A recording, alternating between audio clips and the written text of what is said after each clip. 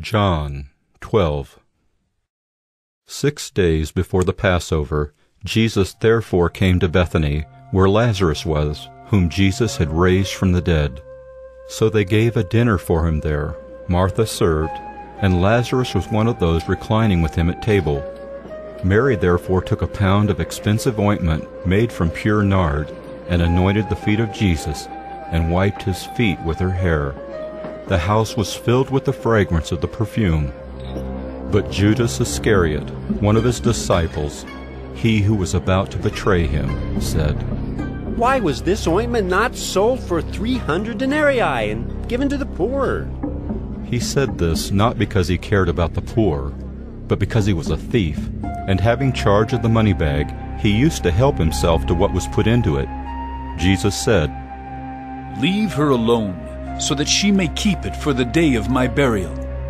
For the poor you always have with you, but you do not always have me." When the large crowd of the Jews learned that Jesus was there, they came not only on account of him, but also to see Lazarus, whom he had raised from the dead. So the chief priests made plans to put Lazarus to death as well, because on account of him many of the Jews were going away and believing in Jesus. The next day the large crowd that had come to the feast heard that Jesus was coming to Jerusalem. So they took branches of palm trees and went out to meet him, crying out, "Hosanna! Hosanna! Blessed is he who comes in the name of the Lord, even the King of Israel!" Hosanna! And Jesus found a young donkey and sat on it, just as it is written, "Fear not, daughter of Zion. Behold, your king is coming, sitting on a donkey's colt." His disciples did not understand these things at first, but when Jesus was glorified, then they remembered that these things had been written about him and had been done to him. The crowd that had been with him when he called Lazarus out of the tomb and raised him from the dead continued to bear witness. The reason why the crowd went to meet him was that they heard he had done this sign. So the Pharisees said to one another, "You see that you are gaining nothing. Look, the world has gone after him." Now among those who went up to worship at the feast were some Greeks. So these came to Philip, who was from Bethsaida in Galilee, and asked him, "Sir, we wish to see Jesus." Philip went and told Andrew. Andrew and Philip went and told Jesus. And Jesus answered them, "The hour is come for the Son of Man to be glorified. Truly, truly I say to you, unless a grain of wheat falls into the earth and dies, it remains alone. But if it dies, it bears much fruit. Whoever loves his life loses it, and whoever hates his life in this world will keep it for eternal life. If anyone serves me, he must follow me, and where I am, there will my servant be also. If anyone serves me, the Father will honor him. Now is my soul troubled, and what shall I say? Father, save me from this hour? But for this purpose I have come to this hour. Father, glorify your name." Then a voice came from heaven, "I have glorified it, and I will glorify it again." The crowd that stood there and heard it said that it had thundered. Others said, "An angel has spoken to him." Jesus answered, This voice has come for your sake, not mine. Now is the judgment of this world. Now will the ruler of this world be cast out. And I, when I am lifted up from the earth, will draw all people to myself."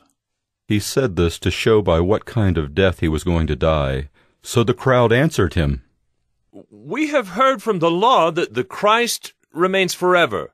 How can you say that the Son of Man must be lifted up? Who is this Son of Man?" So Jesus said to them, "The light is among you for a little while longer. Walk while you have the light, lest darkness overtake you. The one who walks in the darkness does not know where he is going.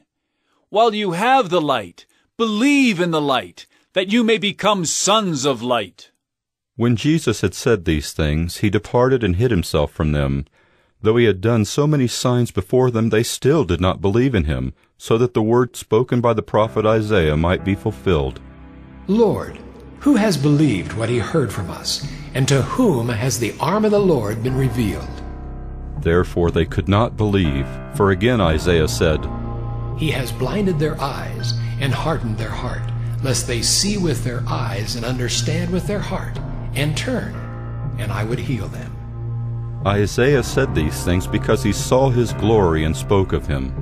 Nevertheless, many even of the authorities believed in him, but for fear of the Pharisees they did not confess it, so that they would not be put out of the synagogue. For they love the glory that comes from man more than the glory that comes from God.